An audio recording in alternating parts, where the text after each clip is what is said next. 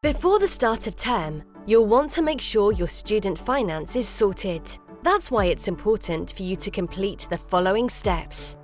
First, check that you've submitted your application with the correct supporting evidence if required. Then register at your university or college. We won't make your first student finance payment until you do. Also, make sure your bank account details are up to date. The easiest way to do this is by logging on to your account. Your account will also show your payment dates and status.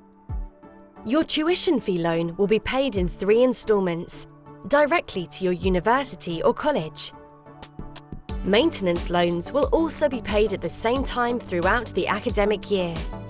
You should allow a few working days for the funds to be paid into your bank account. It's that easy!